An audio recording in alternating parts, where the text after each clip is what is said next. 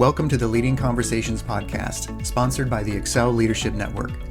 On each episode, JD Pairing will have conversations with church planting pastors and leaders from around the country.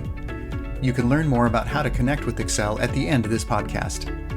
Let's join JD now and listen in on this leading conversation. Welcome to another edition of Leading Conversations with the Excel Leadership Network. Today, we are very happy to have with us the great Jon Groves from Florida, from Orlando. Jon, thanks for being here. Well, thanks for having me. You missed the great Jon Groves. I'll just be the regular one. I'm just the regular Jon Groves. So you're in Orlando. When was the last time you were at Disney World? Oh, probably 2 days ago. Really? We had a dear friend who got us some season passes for our family, and it has been some of the most fun to drive down there. It's about a 30-minute drive, go on date nights, walk around, get your exercise in, maybe ride a ride if the wait time is below 15 minutes, and then peace out. It's been the most fun thing. Well, that's fantastic. That's wonderful for you Disney folks. So I grew up down the street from Disneyland, and we used to have people come from all over the country come stay with us, and they would go, and I rarely got to go. My sister always got to go. I didn't get to go. You know, people never wanted to visit me in Nashville, which I thought was a pretty cool city, but people I haven't heard from in years are reaching out like, hey, man, you got a spare bedroom at your place? I'm thinking about coming down to visit you, quote unquote. They're coming to see Mickey, not me. Okay.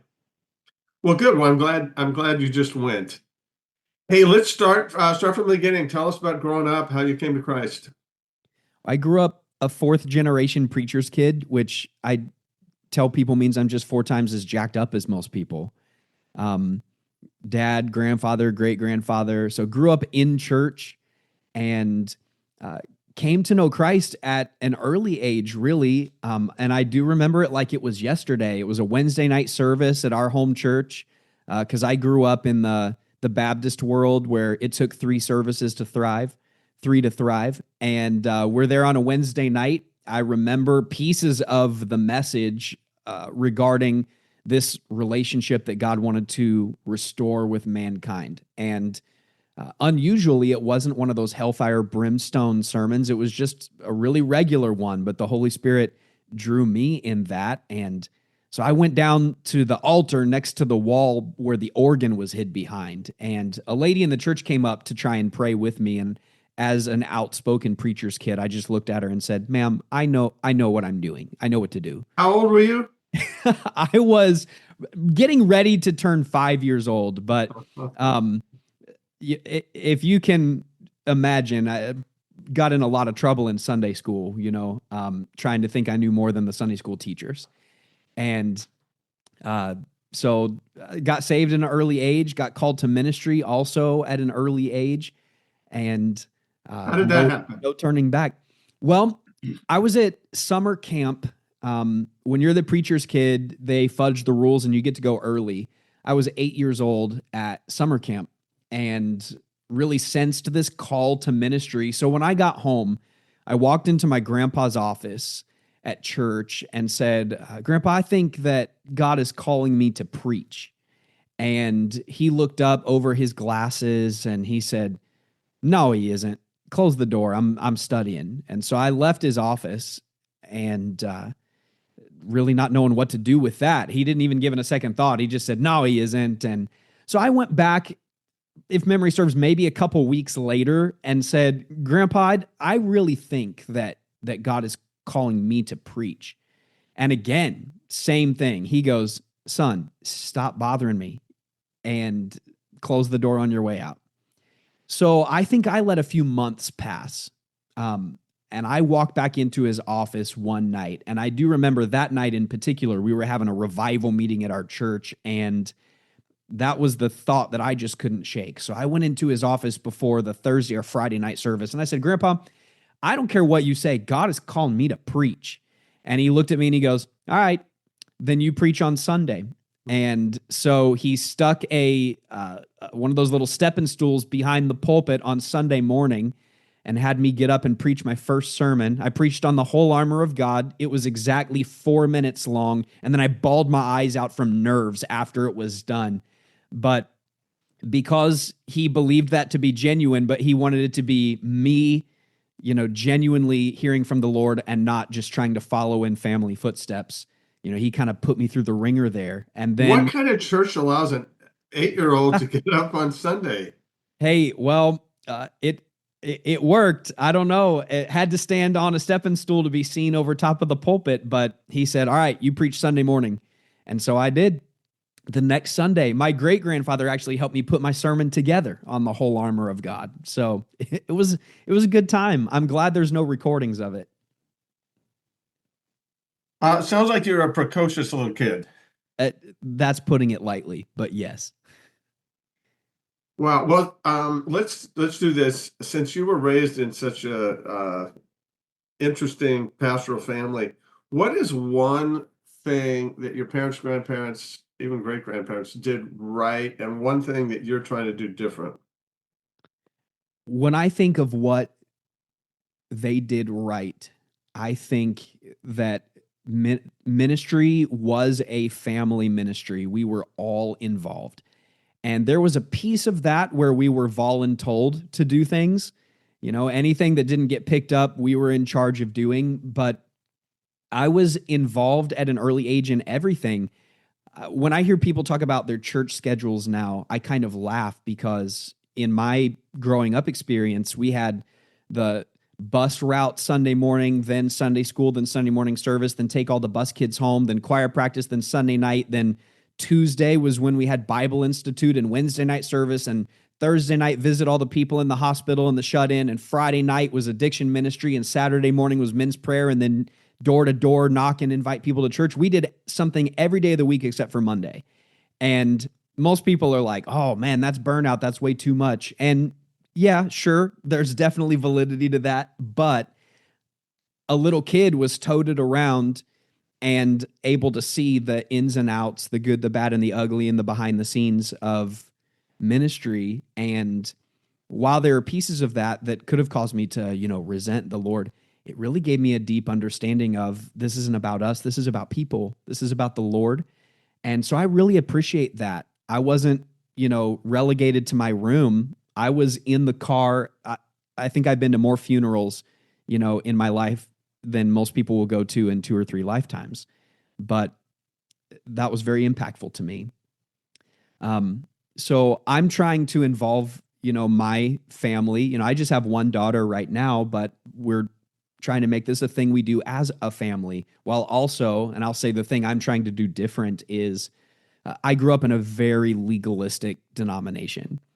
And so we had more rules than God did. And we are definitely abandoning that, in our family and really trying to serve the Lord out of the overflow of what we want to do and how we love him, and from a place of joy and not a place of obligation and checklist Christianity. So I'm really mindful of that as I'm approaching balancing marriage and ministry and balancing parenting and ministry. There are some things that it's okay to say no to because family is extremely important. And, what would it profit us to have the biggest church and have the most unhealthy family?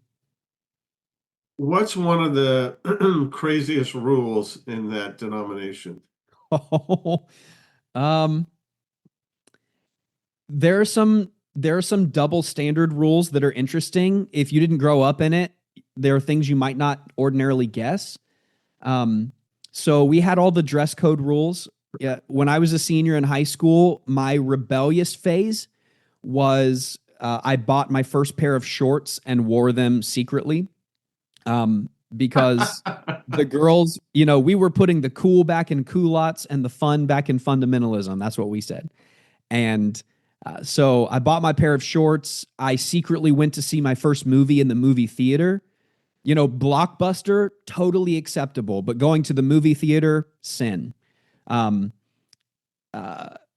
We followed all the Old Testament eating laws. So again, my senior year of rebellious teenage whatever was I tried bacon and shrimp for the first time and found them to be wonderful. So you grew up with no pork or shellfish. We followed all the rules. At least all the ones that we liked. You know, we still wore polyester and that wasn't a sin. So I think wearing culottes is a sin. Definitely I agree. for the I guys. agree. And I don't think the cool was ever in culottes. I just And why do they all have to be made out of grandma's, nursing home window curtains? Why do they all have those patterns on them? I'll never understand. well, speaking of grandma, you've told me a couple times that your grandfather was your hero. He was. What's that about? Um, my my parents ended up splitting up when I was younger. Mhm. Ministry really took its toll on the both of them, and so they both had moral failings. And so my grandfather ended up adopting me. I ended up living in his house and doing everything with him. And he was not perfect, but he was steady and consistent. And when I think back on him, I think back on extreme wisdom. He had an earned doctorate, and so he was absolutely brilliant, and his preaching was dynamic. But I watched how he navigated interesting situations with people, and he was always very slow to speak. And I think that's one of the things that I want to be, like him. He was the guy that would fold his fingers, lean back in his office chair, and take 30 seconds before he would respond, even when the other person was extremely heated. And so I just think back on somebody who was a pastor in a crazy denomination. So obviously he believed and abided by all of those things, but he did genuinely love the Lord and loved people and loved to have a good time as well. So it was kind of a weird dynamic. I think I probably would have run from the church like a lot of the kids I grew up with if I wouldn't have had his influence in my life, being steady and consistent and non-reactionary, if that makes sense. Yeah, yeah. Wow. Well, that's great to hear that he was there for you. So you're 8 years old, you're preaching, call to ministry is set. And you planted a church at 9, or where'd you go from there? Um, well, I mean, the you sad, got pretty rebellious. You wore shorts one time, so I mean, and that kind of does lead us into like the sad part of the story is, I'm getting ready to graduate high school, and I've decided I'm going to do college online, which was against the rules. You had to go to a fundamental Baptist college, and I wasn't planning on doing that. And I had asked questions that our denomination couldn't answer, doctrinal questions and stylistic questions. And so the day I graduated high school, I hopped on a tour bus and started traveling the country preaching and doing music. I traveled with as a pianist for some Gaither artists and had a great time doing that, traveled in evangelism and preaching. And the problem was I had secretly been reading the ESV and not the King James. And I had secretly been leading worship with Chris Tomlin songs and not, read back hymnal songs. And so at that point, the church that I had grown up in puts me on their salvation prayer list that they print in the bulletin each week. And they began praying for me to repent from this cult that I've joined. And there are some of those people to this day that pray each week for me to repent and finally serve the Lord. My wife wears pants, and that's just proof, that we're living in utter sin. So, I left. I was excommunicated from the family and from the church, and that was pretty devastating. But praising the Lord for great counseling. If I could give, and I know you have emphasized this over the course of your ministry, JD, if I could give anybody one piece of advice, it would be for pastors, pastors' wives, and pastors' kids to embrace counseling as a routine. it's just so beneficial. And my church plant journey began just a few years down the road from that. I was in my early 20s.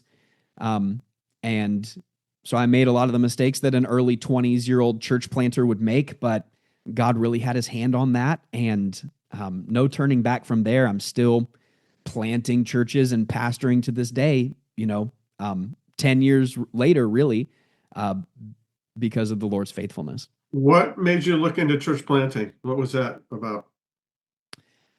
Well, as I was traveling in evangelism, I was preaching almost every Sunday somewhere. But when you get to the end of the year, Thanksgiving and Christmas, that kind of slows down. And I remember my first holiday season where I thought, what church am I, who's my pastor? Where's my church family?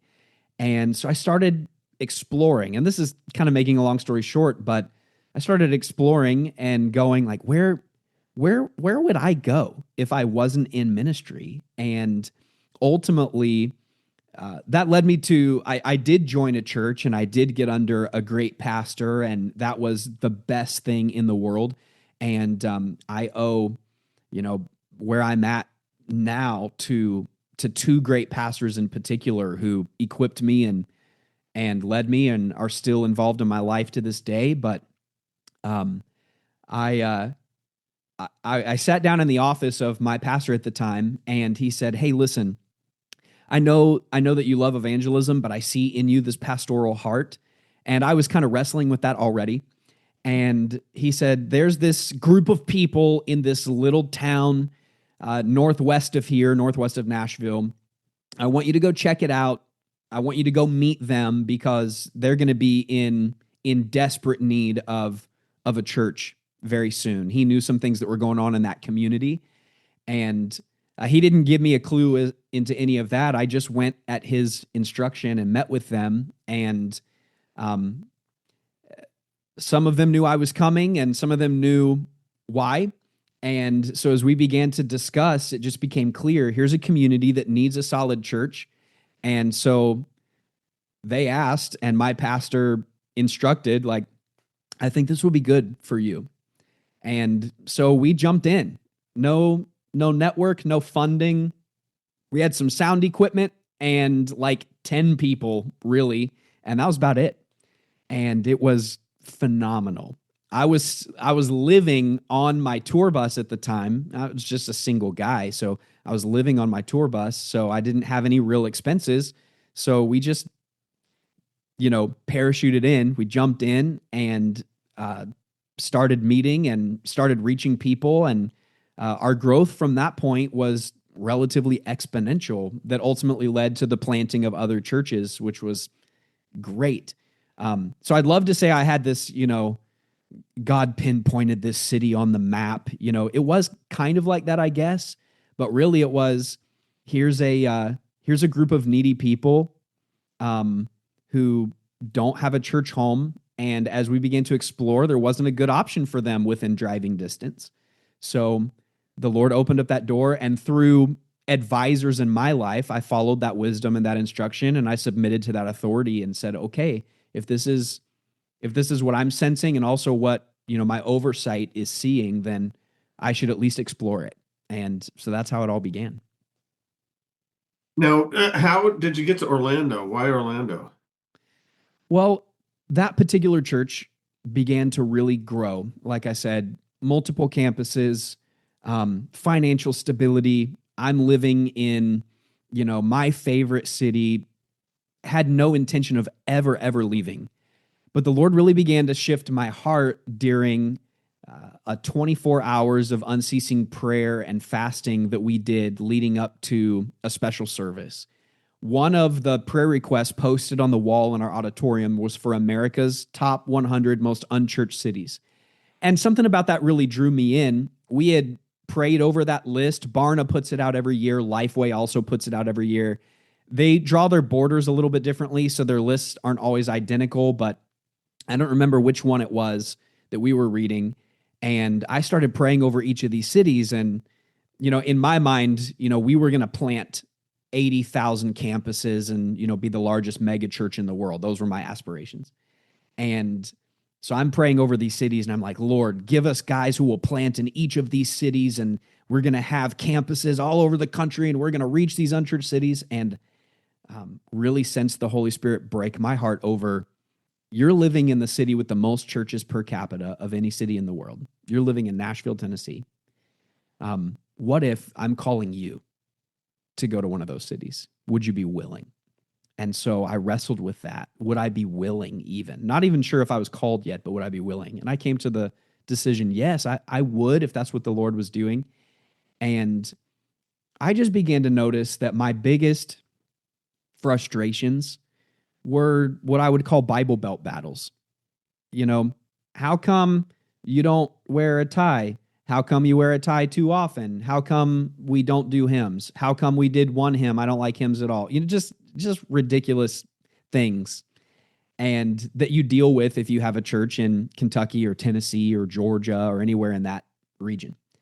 And I thought, man, we're seeing people saved, but they're all showing up with stories of, I grew up in church and ran. And there's nothing wrong with that. Amen. Obviously, that's a needed area of evangelism. But I kind of missed reaching unchurched people. And I didn't find myself doing that anymore. And so Orlando is the fourth most unchurched metro in the country. Every major city in Florida is in the top 100, and that's true of a couple other states, California being one. And I believe New York is the second, or Massachusetts, I can't remember. And so, again, to make a long story short, the Lord directed us here. So Olivia and I moved down here and began to explore the different regions of the Orlando metro, and to find good churches and to find areas that didn't have good churches. And ultimately, we landed on the north side in Lake Mary, where we can honestly say, in our city limits, there's not a church that we could go to if we weren't in ministry.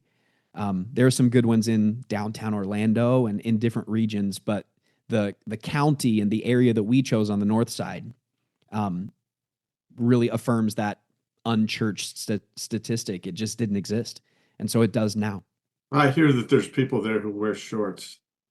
They even wear shorts to church sometimes, JD, and you got to pray for them because they have not read Second Opinions yet, and they don't know that Sister Karen is judging them and that her opinion really matters in eternity. And so we're just here to educate. Well, talk about a couple of the struggles that happen to church planters. You've been at it for a little bit. What's a couple things that have been rough? I think for a lot of church planters, and I have a lot of church planter friends now, finances are always a big pain point. Some people are really good at fundraising and some people are really bad at it. And so maybe that's a skill set. I know it's one I need to be better at. But I think that's been a pain point, but there have been some great resources that have helped us lately. As far as the struggles are concerned, I think in the Bible Belt, we really emphasized the launch large model, which has merit. Obviously, some big networks use it. But I read a book called 8 to 15 by Tom Mercer. Yep. On the subject of oikos. And so when we planted here, I'll say this was a struggle for us previously, but less a struggle here. In the past, we had planted services where people had to try and figure out how to become a church. And here we planted a church that had to figure out how to host a service. And I found it to be so much more fun that we learned how to be a family first, a disciple-making community first, a generous linking arms, we serve together people first, and then and the service is extremely important. Obviously, that's a part of the New Testament commission for the ecclesia: gather, worship. But we didn't worry so much about if we had the best screens or graphics first. We worried about if we had a healthy community. So we didn't launch large here. We launched intentional, and that comes with a different set of struggles. You know, your budget isn't massive right away, and you don't have your own building or whatever right away most of the time. There's a lot of things that you gain over time that some people seem to have right at the onset. But for us, we found it to be a runway for an airplane rather than a launch pad for a rocket. When rockets run out of fuel, they fall down. When planes need to refuel, they can land, refuel, and pick back up again. And so we're grateful for the runway. I'd say that has been somewhat of a struggle, but it's been a good one. Good. So what else are you doing? You're doing your own business here. You're starting with invite cards. Yeah. So again, the preacher's kid in me remembers our church was a tract passer outer church. And so if anybody else grew up in a conservative church, you knew that there was a tract rack by the door and the pastor would guilt you every week into passing out, pass out 50 tracts. And so as a kid, I passed them out everywhere. And in my mind, I remember passing out a tract one day. It was a God's Simple Plan of Salvation tract with like 0.5 font that you could barely read. And it was, the whole book of John crammed into 2 pieces of paper, something like that. And I handed it to this guy at Taco Bell, and I was probably 12 years old. And he put down his cigarette, because you were still smoking in restaurants at this point, and he rips it up and puts it back on the table.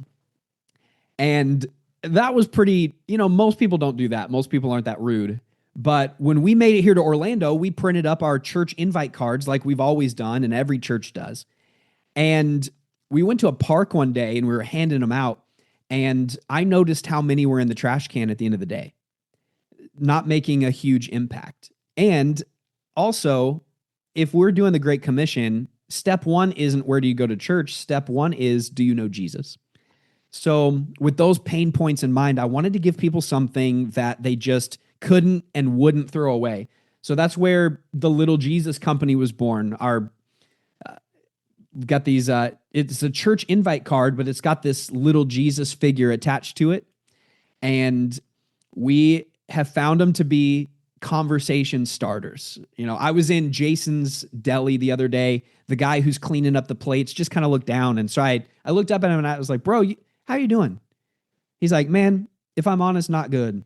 Just a lot of stuff at home. And I said, bro, you look like you could use a little Jesus today. And he goes, yeah, I could. And so I handed him one of these little Jesus cards, and it brought a smile to his face. He's like, that's corny. He straight up said, he's like, that's corny. He's like, but it's so cool. And our family's famous in Cracker Barrel. We eat there once a week, and we're trying to win all of Cracker Barrel to Jesus, because if it's going to be Jesus' first favorite restaurant with Chick-fil-A and Waffle House to follow, then we figure all the employees need to be saved. You're from the South, buddy. You're from the South. Well, we're known as the Little Jesus people in there now, because most of the waitresses have the Little Jesus with our church info on it in their apron. And one lady who typically fights to wait on us, her name is Tysa. When we walk in, she'll ask for us to be in her section. And she always looks over at us from across the way and pulls out her Little Jesus card with her Honor Church info on it. And she'll go, hey guys, I got Jesus with me today. And one day Tysa's going to go to church. And when she does, it's going to be for us. So it's been so successful. We've had like 5 or 6 other iterations with different projects and different little trinkets with them that have worked for different groups. So we're going to try it. We're going to see if we can't equip churches around the world our goal is to have 1 million Jesus conversations in the next 12 months. And so we set our sights high.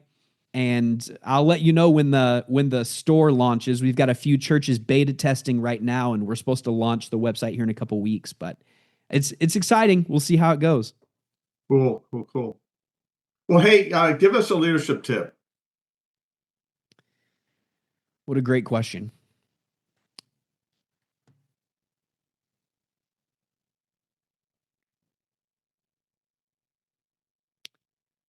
I've been reading Winston Churchill lately.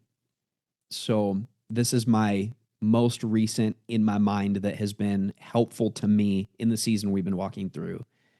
Winston Churchill's companions at war, his fellow soldiers would get extremely frustrated with him because he would not duck and take cover. And he looked back at them and noted in one of his famous news articles, his reason for that is, at the point that you've heard the bullets, they've already whizzed on by. There's no point in taking cover over something that has already passed us. Let's just keep charging the enemy. And when I read that, I knew he meant it as something for war, but he really patterned his own leadership after that, and it's impacted me on a spiritual level. The fiery darts of the enemy are being shot at us, and sometimes from the bow of friendly fire, people that are within our own camp. But we've been given armor for a reason, and the armor is not so that when the fiery darts whiz by, so that we can take cover and huddle up and do all of that in the name of recovery. It's never retreat time. It's already the fiery darts already been fired, so why take cover over something that's already happened? And so for us, it's really been kind of a shake it off and keep charging when those things get shot at us. Again, a Churchill quote, there's nothing more exhilarating than to be shot at to no avail. And the enemy's never winning for as long as we've got that armor on. The enemy is never taking ground. His gates of hell are never prevailing against the church. So let's just keep moving forward. And that's my tip to any discouraged pastor today. Thinking about the words that have been shot at you like bullets, the people that have left, that have felt as though an arrow has pierced your heart. Those are all past tense things. So don't huddle up and attempt to hide in future for something that's already taken place in past. Just keep moving forward and let what's in the past be in the past. Let tomorrow worry for itself. You've been called to take one more step today. That's my leadership tip today. Well, great. Well, he started at 8 preaching on the full armor of God, and he's still at it. So thanks so much, Jon. Thanks for having me, JD. Story. That's a good word from Winston Churchill, who had a lot of success, but he got beat up on the way. So he kept going. Never give up, right? And make sure you listen to JD Paring's 10 Things That Kill Momentum talk. If you listen to that talk and you don't lead well after that, you're failing on purpose. I'm going to check it out. I'm going to check it out. Hey, thanks, Jon. Thanks for being on with us today. Thanks for joining the Leading Conversations podcast. We hope that you found it both helpful and encouraging. At Excel Leadership Network, our focus is on the church planter rather than the church. If you'd like to find out more about us, visit our webpage at excelnetwork.org. Don't forget to subscribe to this podcast so you don't miss any future episodes. See you next time with another Leading Conversation.